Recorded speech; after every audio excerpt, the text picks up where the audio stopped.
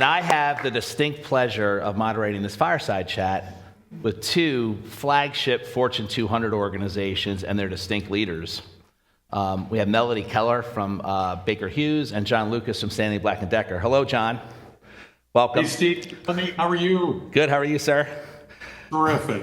Fantastic. So, Melody, if you'd like to do a quick intro. Yes, thanks. Hi, everyone. My name's Melody Kelleher. I work for Baker Hughes. We're an energy technology company. I support the oil field services and equipment side of the business. So if you're familiar with Baker Hughes, we're about 58,000 employees in 120 countries, and I represent 34,000 of those employees in that side of the business. Been with them for 13 years, and I'm the Global Talent Management and Development Director for them. So really pleased to be here. Thank you, Mel. John, if you wouldn't mind, please. Sure, Steve. My name's John Lucas. I'm a four-time CHRO. I've been doing the gig now for about 40 years. I retired in 2019, was contacted by the CEO and asked if I would unretire and come back to work and be his CHRO. So I joined Stanley Black Decker last January, about 60,000 plus employees in over 160 countries across the globe. So delighted to be with you this afternoon. Thank you, John. And so in the last couple of days at this event, just so much discussion around L&D and the future of L&D and some of the challenges that we're all facing as organizations, and some great ideas and processes and ways of approaching and addressing L&D requirements in corporate America today. And this next discussion is going to be around the future of that, what it looks like, and hearing from two really distinct leaders in their respective organizations and their respective roles on what they're currently doing, some of the challenges at their respective organizations, and what their forward thinking looks like with L&D within their organizations in terms of best practices. So what I'm going to do is I have about 4 questions, and I'm going to start with Mel. First question is, what aspects of L&D continue to ignite your passion, considering your remarkable career journey? Good one. So I have to be honest, it wasn't always the case for me for L&D. So I was actually a really naughty school kid. I didn't pay attention in school. All of my report cards said disruptive, doesn't listen. So my mom was very worried when I was in high school what career path I could possibly take because I was very disruptive. It's only in my later life that I actually fell in love with learning and development. I finished my schooling in the UK. I did a CIPD, HR certification. And I think when you start paying for your own education, you realize that maybe you should pay attention in that class. So I really fell in love with education as an adult or a young adult more than when I was younger. And the reason I'm telling you this story is that for me, learning isn't easy in a classroom setting. I actually prefer to read books and read articles, listen to podcasts.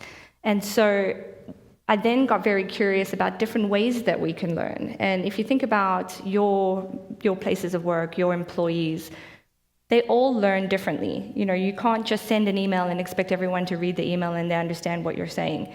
You can't just put everybody in a classroom and expect that everyone's going to absorb that information. We all like to learn in different ways. We're all unique. And so when I think of Baker Hughes, we have people that are in the field, in manufacturing. We have people, who are in the office. There's people that actually never come to an office. They're in an oil rig, or they're out in the ocean on a platform. And so all of these different people with different backgrounds and different types of work, they like to receive information different and learning different as well. And so I finished my studies in the UK. I actually interviewed with Baker Hughes and started my role in Canada. And so that's where I was for 10 years, living in Calgary. And I supported all of the different businesses, spent some time in global learning as well, where I created a community during the pandemic. And a lot of people told me at the time, this is never going to work. People are not going to join a virtual community to connect with people people want to see each other in person, and it actually grew to 5,000 employees in a year. And so that was incredibly successful. And then I came back to the business as a talent manager. And so my passion really is people, culture, and learning and development. That's a fantastic. Love when you start with a story like that. That's awesome. John, how about you? What are your thoughts?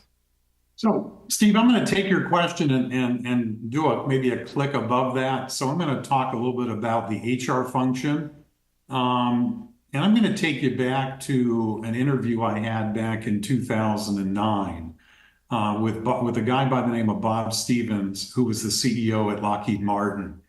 So Bob asked me a question during the interview that I had never been asked before up until that point, and have never been asked since that point in any interview that I've been part of.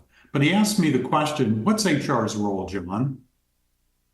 And so, after having done this for a while, you give some thought to what's nearest and closest to your heart. Here's the way I answered the question to Bob, and I've talked to my team about this really any place I've been. I think there are 4 kind of uniquely distinct roles that we play in HR. And these are in no particular order. Number 1, an enabler to the business. So if you think about it, we earn the client's trust and credibility by aligning our work in support of value-added priorities for the business. Number 2, growing the next generation of leaders. And that's really where you guys are focused. And when I think about that, it's our role really in not only identifying them, but nurturing them, growing and developing them. And I think about that over not only the course of the next 1, 2, 3 years, but really over the next 5, 10, 15 years. Just as a side note, I left Lockheed Martin in 2015. The 3 CHROs that have followed me all were on my succession plan at Lockheed. So there were 3 people that followed me that all were on my succession plan. So when I think about generational development of talent, it's something that I think is uniquely relevant to the work you do and the work we do in the function.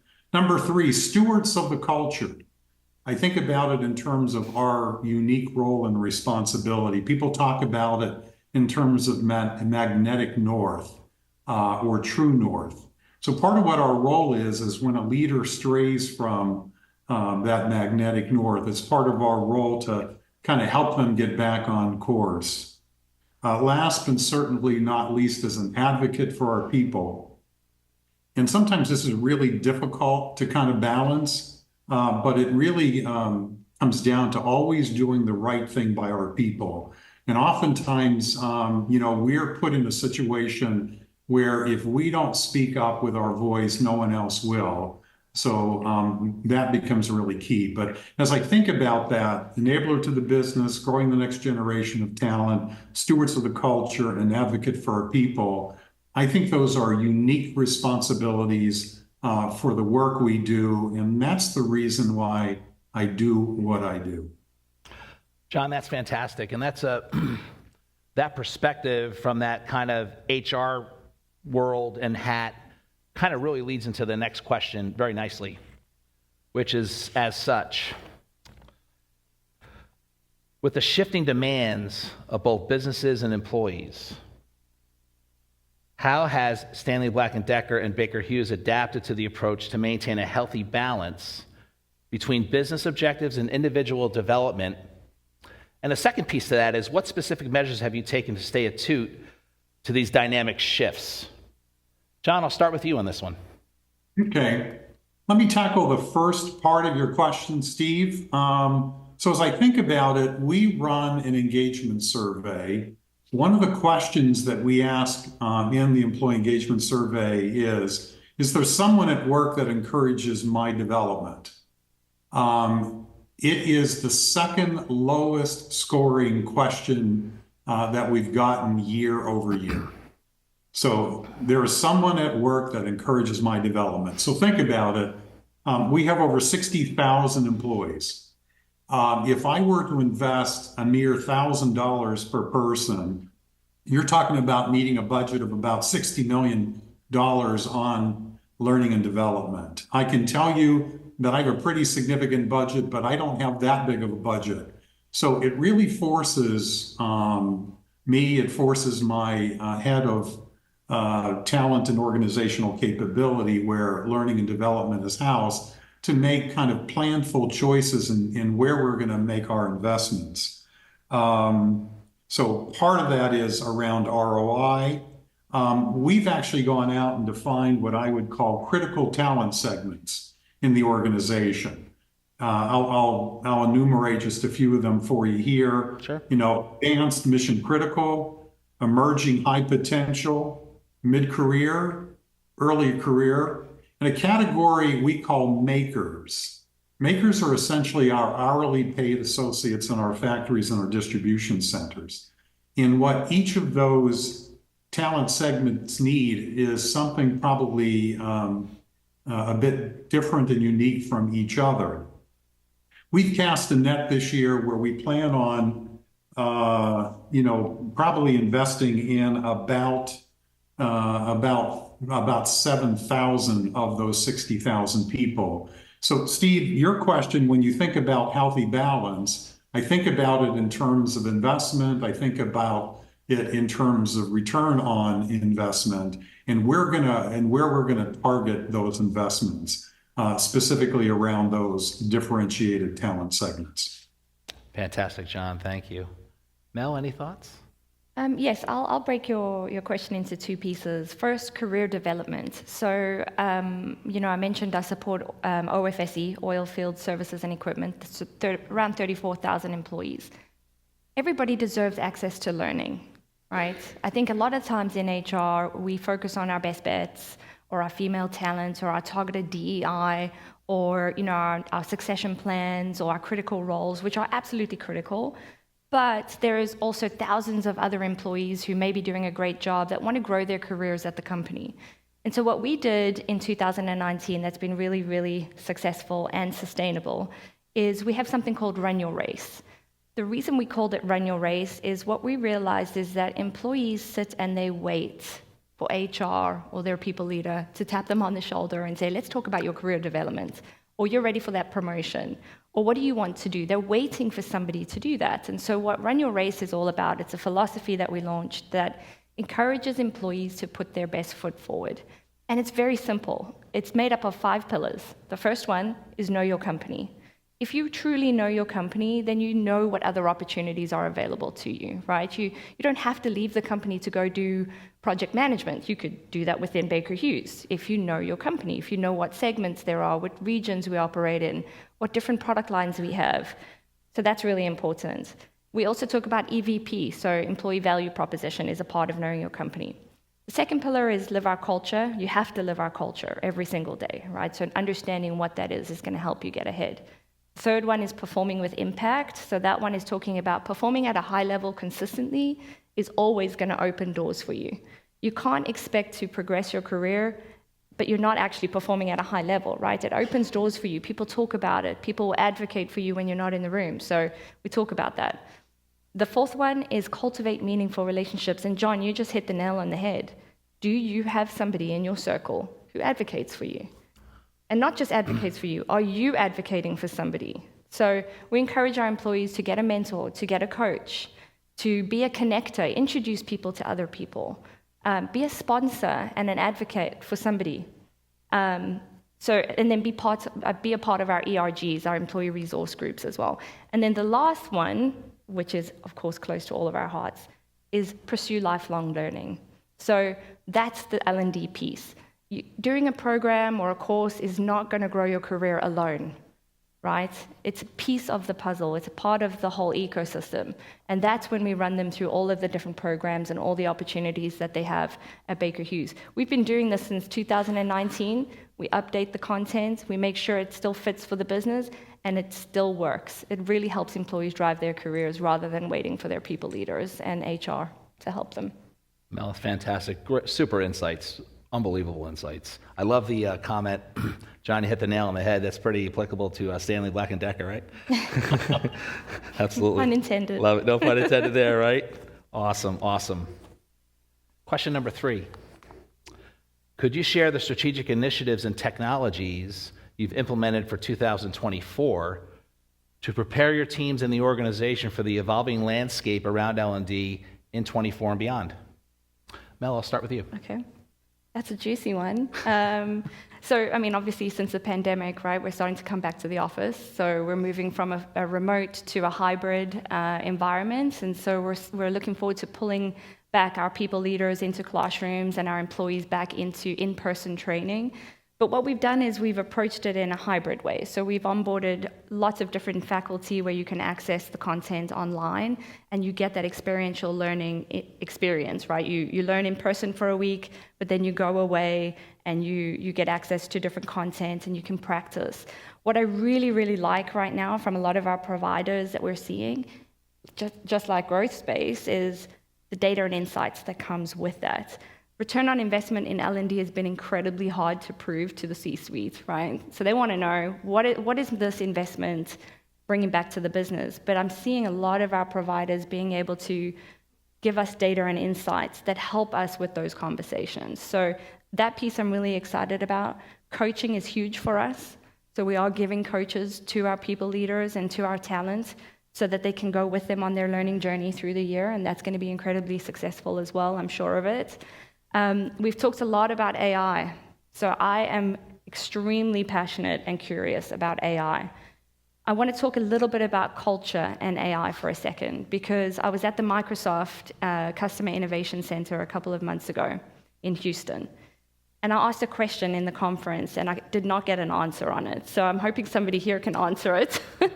But if you think about what we're asking our people leaders, as an example, we're saying, come to work and be authentic. Be your true self. You know, we want everyone to feel a sense of belonging. But then we're also saying, hey, here's AI that will make everything you write perfect every single time, no mistakes, the full stop's in the right place, the comma's in the right place, you can pull all the information you need. It is about balancing that, right? What are we actually telling our employees?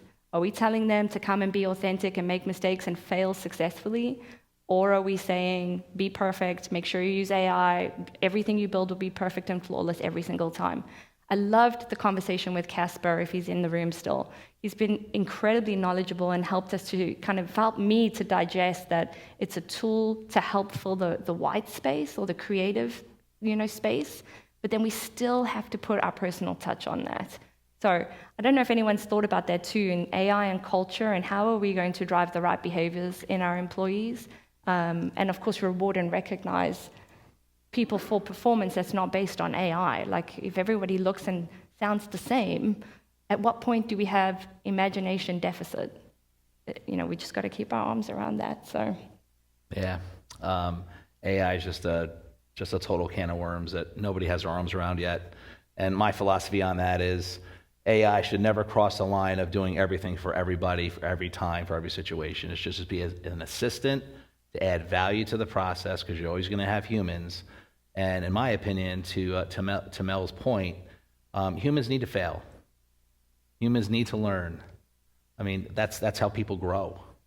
So I think that line needs to be towed very, very eloquently, if you will, and not cross. Thank you, Mel. Great answer. John, what are your thoughts around that question? I was thinking about how I wanted to approach this, and I thought what might be interesting to the audience is from a board of directors perspective. So if you think about it from a publicly traded board, it used to be all around executive compensation to make sure, the C-suite was paid, competitively, but not overpaid, and we're tied to essentially the right incentives. There's been a shift that has happened over the last probably 3 to 5 years, and largely born out of, I think, the fiduciary responsibilities that boards have.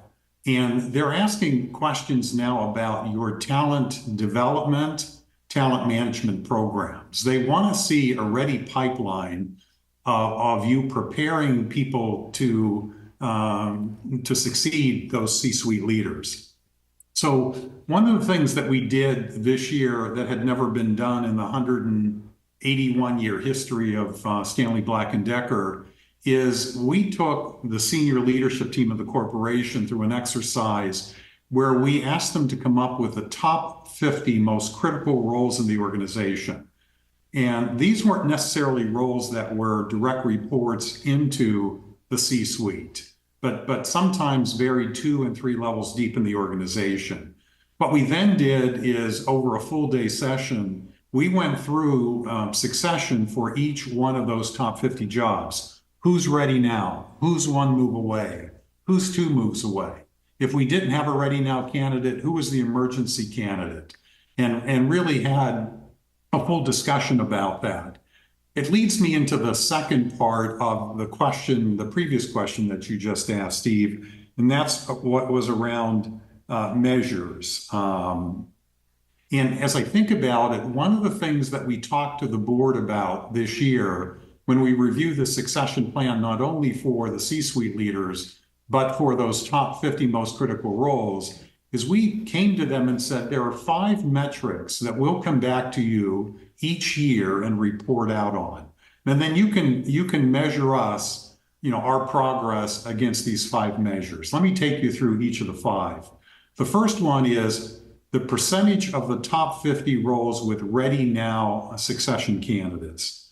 So if you think about it, you'd have those 50 roles. What percentage of those roles have no BS, ready now succession candidates for?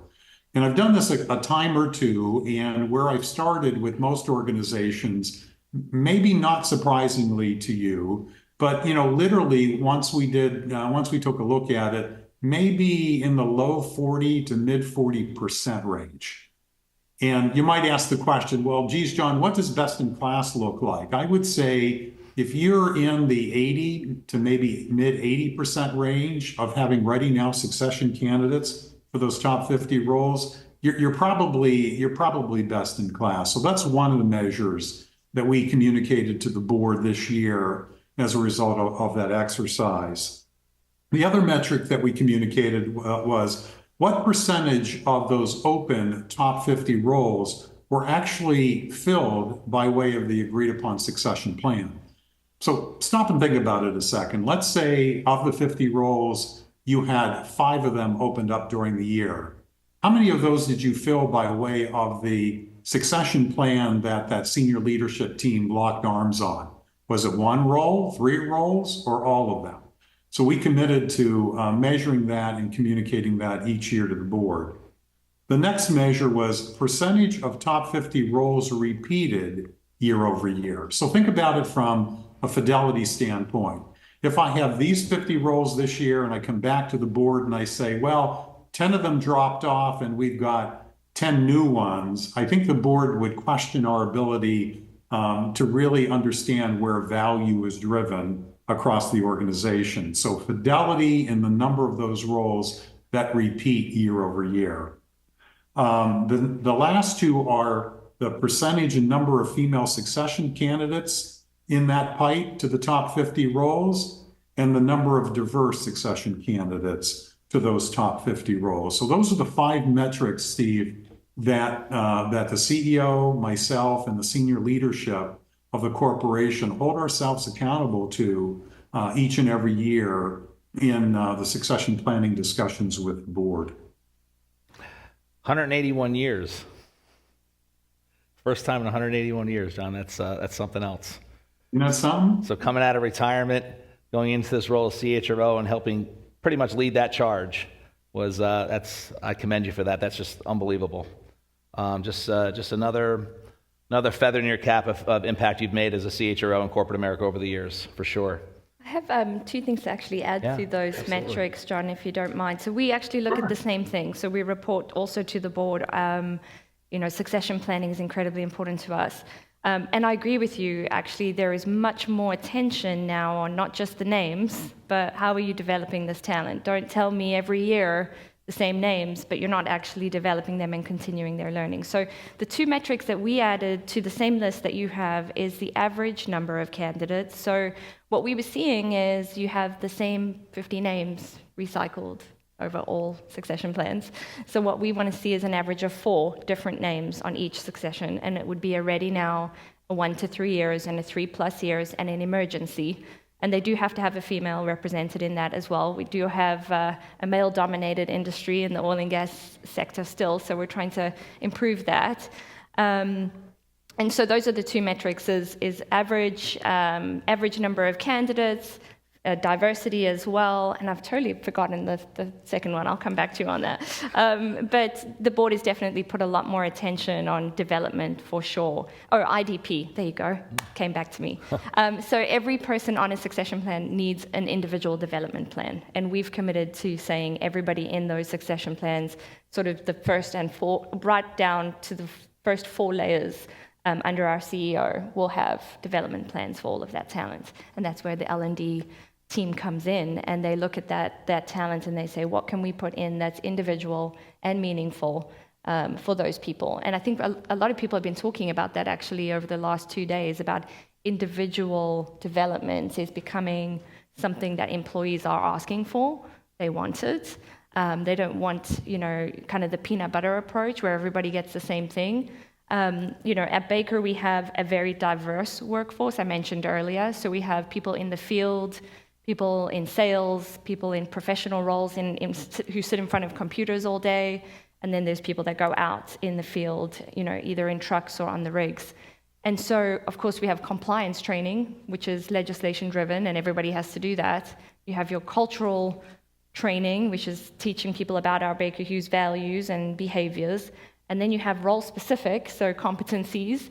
And then you have this huge shift over the last, maybe decade in behavioral, or I hate calling it soft skills, because I really don't think there's anything soft about telling a new leader how to manage conflict, or how to have a difficult conversation with their employees. And so there's that big need of soft skill development for all employees at different levels in different roles. And so that's been an interesting thing to think about for our business, and I think we've made some great success in doing that, but it's very targeted, and it's through individual development plans. So yeah, absolutely, and that's one of the the flagships and part of the DNA of Growthspace is we're really right in the middle of really helping large organizations like a Stanley Black Decker and Baker Hughes help employees be ready for that next role, meeting them where they are in their development, providing that personalized, impactful development, to Mel's point earlier, with actual data that showed something happen and the impact of that development, both to that employee's career as well as to the organization. So just a lot of correlation there and alignment with what Baker Hughes, Stanley Black Decker, and certainly what Growthspace is providing to corporate America today. Fantastic dialogue there. Love that one. Next question, Mel. I'll start with you. How do you plan to measure the success of these strategies, and how will you adapt to ensure their effectiveness, both to the individual employees as well as to the organization? Yeah. Well, I think feedback, right? We're never going to forget about feedback from our participants and our leaders, and from our vendors or people that have provided the training opportunities as well. So feedback is important. The data and insights, the way that we're able to track, especially with Growthspace, right? How much that person has actually gotten out of either their coaching or mentoring engagement. That's a huge benefit to myself and the team. There's a couple of other providers. Immersion is one that we're using as well, which is like a virtual experience. It's not AI, but it's an avatar that's driven by a human, but there's more than one avatar. So they provide data and insights as well. So I think a lot of people are looking at more tangible insights to provide. And so we're using that. AI is something we are piloting. We use Copilot, one of the Microsoft tools, but it's in its infancy. So we will have to see how that goes. We were talking about this last night at dinner. I heard something that was really intriguing about AI and how we can determine what's real and what's not real. And I wanted to share it with you. So at the Microsoft Customer Innovation Center, there was a discussion around putting a watermark on AI-generated materials. So for example, the videos, the photograph, the perfect paragraph that you just produced would have a watermark on it so that people could say, oh, this was created by AI, so maybe I should go talk to an SME and just verify that this is real. Or this photo looks amazing of this country, I should go visit. Oh, hold on, it's generated by AI, let me check if this is actually the case. And so I thought that was a really interesting way for us to mitigate the risk of what's real and what's not real. And Casper actually said something that made me laugh about how many of us actually tell people when we've used AI to generate that speech or that paragraph for LinkedIn. Nobody is, because you want people to like think that you've done that yourself because it's perfect. And so with a watermark, people won't be able to hide behind this perfect AI generated information. So I wanted to share that because we are using AI, it's in its infancy. Hopefully that will give us some great data and insights, but I think we've got a long road to go still for that one. Oh, for sure. Absolutely. Thank you, Mel. John, what are your thoughts? I think about it in terms of moving the needle in employee engagement, and in particular, that question that I read earlier, we're committed as a leadership team to moving the needle on that. So then what are the whole series of actions, events that we're going to hold ourselves accountable to see, quarter over quarter improvement in terms of that development metric? Our employees are going to tell us whether we're making the right ROI decisions and investments along those lines. I also think the board will tell us too each year as we go back for those succession planning discussions if we're really building kind of the right pipeline of talent for them. But those are the ways I generally think about, how are we going to get measured and how do we know whether we're really going to be able to move the needle? And I do think, coming back to listening to what the employees really tell us by way of, the survey approach is a really good way of, understanding it. Absolutely. We actually do 360 surveys. I don't know if anyone else has kind of played around with that, but they've been really successful as well, where you get your leaders or your employees to get 360 feedback from their peers, their manager, direct reports, and other stakeholders. So definitely agree with you, John, that surveys still serve as a really wonderful way to get feedback. We do team touch points as well, where a leader will host a conversation with their team, but then leave the room, and then the team will share, continues and considers, so things that are going really well, things we want to continue, and then things that maybe we want to change. So the same applies for any learning and development, right? We always ask for continues and considers. And then we share that feedback. So I agree with you. Feedback, surveys, looking at the data and the insights. And then, of course, on the performance side as well, you're hopefully going to see performance improve. So when you look at your talent identification or your best bets, your talent to watch, your succession plans, you should see the needle move there as well. And John, to your point, if we're not moving leaders into these succession plans, but we're developing them in programs, there's something wrong there, right? Those two should be two sides of the same coin. If we're seeing, for example, in sub-Saharan Africa, we need to invest in our leadership there because we don't have enough best bets identified, then we know that next year we should see an increase in that. So there's a few ways you can look at the data. Fantastic. What a great exchange. We have about 6 minutes left. We have wonderful intellectual experience on this stage right now, so I want to open it up for questions to everybody here while we have John and Mel available. So based on our discussions, does anybody have any questions? Here. Oh, go ahead. I'm sorry. Maricel, I'm sorry. Go ahead. Yes, I have a question for John. Thank you for sharing the succession exercise. And I was wondering, once you started, what were the biggest challenges to plan the development of those leaders? The very first thing we had to overcome is that senior leadership team's knowledge of the people we were talking about. Because all of the prior succession activity that happened was done in a vacuum, meaning, the finance organization got together for a conversation with, The CEO. The HR organization got together for a succession planning discussion with the CEO, the manufacturing group. But at no point in time did the entire leadership team, senior leadership team, come together. So it was really the first time, again, in the history of the company where all of the senior leaders got a chance to hear about the talent in the organization. And as you can imagine, what happened is, the person who was advocating for somebody on the list as a ready now, one move away would say, geez, this is what this person needs to continue to grow in development. It may be a coach, it may be a mentor, it may be a focus area training. And so one of the things that happened is that leadership team embraced that and said, hey, you know what? I would really love to be able to get to know this person better. Can I be this person's mentor?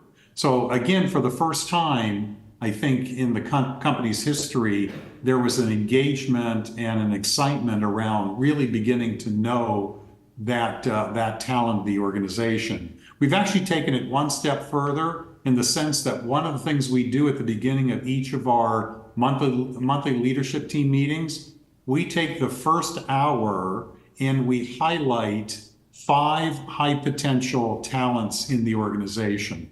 So that respective leader overviews that talent to his or her colleagues and talks about what that person's towering strengths are, what their development needs are, and it's a way to bring the entire leadership team along in that important journey. Love that. Any other questions? Yes. This question is for John, again, about the succession process. So I'm curious, from a cynical perspective, the top 50 roles, I can imagine once those are identified, then the next question is, oh, do we need these other roles that are there from certain leaders? How did you navigate that? Or did you have to deal with that? Yeah, no, it's really a great question. So what I found, particularly the first time that we did this, was the forcing function around people truly understanding what the most valuable roles in the organization really were. Because the default position, if you will, would have been, let me take 3 or 4 of the direct reports into me as a C-suite member, and that must be one of my top roles. And forcing that leadership team to think deeper in the organization bore a lot of really good fruit. I'll give you an example. So one of the roles that we surfaced and we talked about was 4 levels removed from the C-suite. And it's what we would call an electrification engineer. So if you think about taking many of our products from gas-powered to battery-powered, we need to be at the forefront of that technology. What it showed us is we weren't nearly as deep or as broad as what we needed to be with the talent in that group. So we're making intentional decisions right now of A, going to the marketplace to secure some of that talent, and B, growing some of that talent from within the organization by accelerating it as well. So that was really kind of the byproduct of it. I think the cynical comment was really around the leadership team finally coming to grips with the roles that were most valued in the organization. Thank you, John. I think we have time probably for one more question. Hey, Steve, let me share something, because if your organizations are similar to ours, it's really a big kind of watch out. And that is, if you think about the area of employee engagement, one of the things that I forced the team to take a look at, and this was no different, by the way, if I go back in my time, whether it be at Goodyear, whether it be at Lockheed, whether it be at Microsoft, when you cut the data and take a look at that attrition data, I call it ZT5, meaning 0 to 5, but take a look at the attrition data around that particular population. And if your organization is anything like the ones I've just mentioned, the attrition rates for that ZT5 population run 2, 3, 4, 5x what you'll find in the rest of the organization. So it leads you back to what are we doing to assimilate, acculturate, onboard, accelerate that particular population, because that really becomes quite candidly the lifeblood of the organization. John, that's a fantastic way to end this session. Great points. That concludes our fireside chat. Thank you so much, John, for joining us. Fantastic. Thank you, Mel. You're welcome. Great job. Thank you.